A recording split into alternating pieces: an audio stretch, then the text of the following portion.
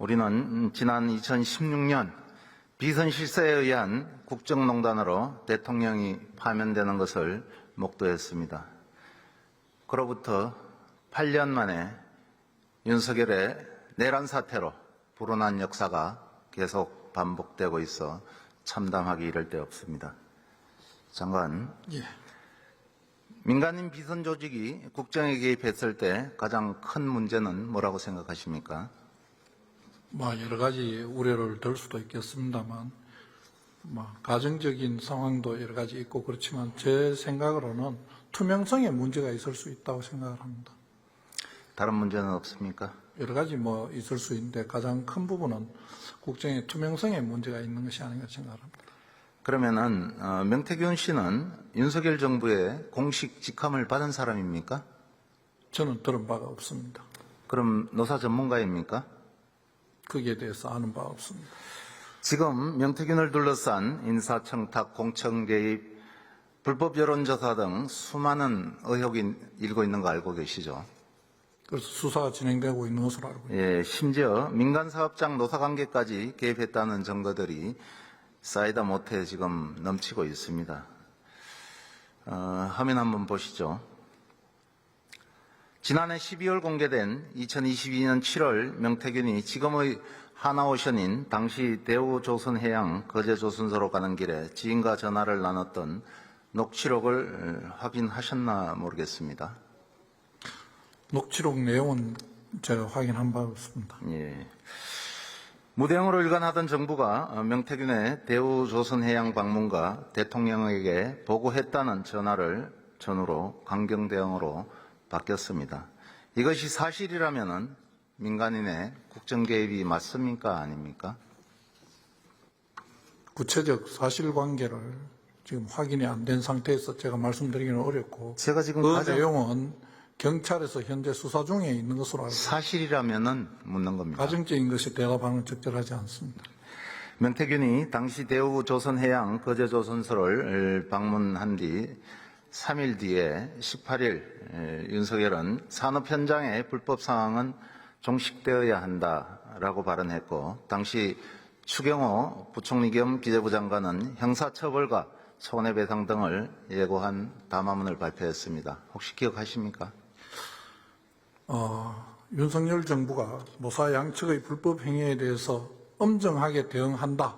이거는 제가 알고 있습니다. 그렇지만은 그 뒤에 담화문 발표 과정이나 이런 부분은 이번에 대정부 질문 답변을 준비하면서 언론 보도 내용을 보았습니다. 명태균은 윤석열 취임 후에도 윤석열 부부와 소통을 했고 국정에 대한 자문까지 해준 것으로 그렇게 드러났습니다. 대선 전에는 킹메이커 역할을 했던 명태균이 당선 후에는 비선 실세로 활약했습니다. 인정하십니까? 그런 부분은 수사 과정을 거쳐서 확인해 봐야 될 내용이라고 생각합니다. 대통령의 파면으로 모든 게 끝났다고 생각하시진 않으시죠? 수사는 여전히 진행되고 있습니다. 특히나 명태균 게이트로 전현직 국회의원과 단체장 이름이 거론되고 있습니다. 억울함을 주장하는 사람도 있고 실제 오해를 받는 사람도 있을 수 있다고 봅니다. 이를 해소하려면 철저하고 엄정한 수사만이 답이라고 생각하는데, 그렇기 위해서 명태균 특검이 필요하다고 생각하는데 동의하십니까? 수사의 필요성에 대해서는 다양하게 논의가 될 것으로 압니다. 그런데 저 입장에서는 그 법률안들 개개가 위헌적 요소가 없었으면 하는 것이고, 그런 위헌적 요소가 있다면 저희들은 그 위헌적 요소에 대한 의견을 낼 수밖에 없다는 것도 양해해 주시기 바랍니다. 이게 전 대통령하고 연관된 일이기도 하고 수많은 정치인들이 연관이 되어 있습니다. 이 부분은 특검이 아니면은 밝힐 수가 없는 그런 상황이고, 지금의 이 수사 체계에 대해서 많은 사람들이 의혹을 갖고 있습니다. 그래서 장관께서는 국무위원으로서 자격도 없는 이런 비선 실세의 국정 개입 의혹에 대해서 누구보다도 명명백백하게 밝혀야 될 그런 책무가 있는 사람인 건 맞죠? 제가 지휘하고 있는 검찰에서 수사권 가지고 있는 범위 내에서 최선을 다해서 규명할 것으로 저는 믿고 있습니다. 그래서 더 의혹이 생기지 않도록 반드시 이 특검을 수용해서 그 책무를 다함으로써 국민에 대한 최소한의 의무를 다하는 거라고 생각을 합니다. 그렇게 해주시죠. 예, 저희들 할 수 있는 범위 내에서는 최선을 다하도록 제가 지도하겠습니다. 예, 특검이 답이라고 다시 한번 말씀드립니다.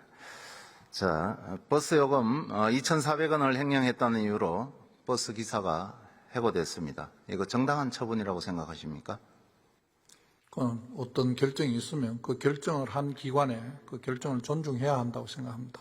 당사자는 단순 실수로 돈을 부족하게 입금했다고 주장했고 1심 재판부에서는 사회통념상 고용관계를 계속할 수 없을 정도의 책임 있는 사유가 있다고 보기 어렵다고 해서 이 버스 기사에 손을 들어줬습니다. 그런데 2심 재판부가 해고가 정당하다고 이렇게 판단을 했거든요. 그런데 이 판결을 한 재판장 이름이 누군가 아십니까? 저는 개인적으로는 알지 못합니다. 예, 한덕수 권한대행이 헌법재판관 후보자로 지명한 함상훈 서울고등법원 부장판사입니다. 이 기사는 17년을 근무하는 동안 운송수익권과 관련된 문제가 단 한 번도 발생하지 않았습니다. 근무 중 다른 사유로 징계를 받은 적도 없습니다. 그런데 이렇게 2,400원을 단순 실수로 입금하지 않았다는 것을 이유로 다른 중징계도 있는데 노동계에서는 해고는 살인이라고까지 이야기를 합니다. 그 정도로 중한 그런 해고를 한 게 그게 해결책인가 이렇게 묻고 싶습니다. 이 말뜻에 대해서 이해를 하시겠는가요? 해고는 살인이다. 그런 해고가 엄중한 내용이라는 것은 저도 익히 알고 있습니다. 그러면은 국가 예산으로 구입한 물품을 민간인이 빼돌렸다. 이건 횡령인가요? 아닌가요? 의원님께서 그렇게 단순하게 질문하시니까 제가 답하기가 어렵습니다. 그거는 사실관계에 따라서 여러 가지 따져봐야 될 것으로 합니다. 최근에 여러 의원님들도 질의를 했습니다만은 윤석열 김건희 부부가 관저에서 사저로 돌아가면서 국가 예산으로 구입했던 500만 원짜리 이 캣타워를 서초동 아크로비스타로 옮겨졌다는 그런 보도가 있었고 그 보도에 사진까지 나왔습니다. 실제 이 500만 원 캣타워는 저도 인터넷에 검색을 해봐도 없습니다. 30만 원 정도가 고가이고요. 근데 국가 예산으로 이 500만 원 캣타워를 구입하고 이것을 무단으로 가져갔다면은 우리는 이것을 사회 통념상 횡령이라고 이렇게 말합니다. 이거 철저하게 조사해야 되지 않겠습니까? 지금 의원님께서 말씀하신 대로 30만 원밖에 없는데 500만 원짜리라고 하는 부분부터 여러 가지 사실관계를 좀 따져봐야 제가 판단하고 말씀을 드릴 수 있을 것으로 생각합니다. 이 부분에 대해서 철저하게 조사를 해 주시기 바라고요. 더 심각한 것은 12월 3일 비상계엄과 관련해서 피의자 신분으로 수사를 받고 있는 사람이 헌법재판관, 수사 대상자가 된 사람이 헌법재판관 후보자로 지명이 된 겁니다. 이완규 법제처장은 내란 방조와 증거인멸 혐의를 받고 있는데 이건 맞죠? 의원님께서 말씀하시는 그거는 12월 4일 안가에서 모인 것 가지고 말씀하시는데 그 부분은 저도 똑같습니다. 제가 그런 그렇죠. 내란 공범입니까? 저는 헌법재판소 결정을 받았습니다. 이제 그런 어떤 판단은 증거도 없다고. 받을 수 있을 거고요.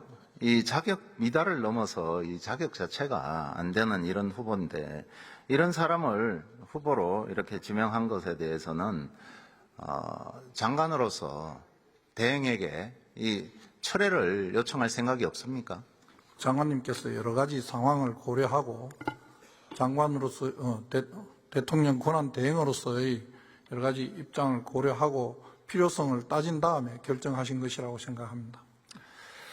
이 문제에 대해서 많은 국민들이 우려를 표하고 있습니다. 꼭 대행에게 요청을 해서 철회를 하도록 주문해 주시기 바랍니다. 그것이 이 장관으로서 임무라고 생각을 합니다. 들어가서 좋습니다.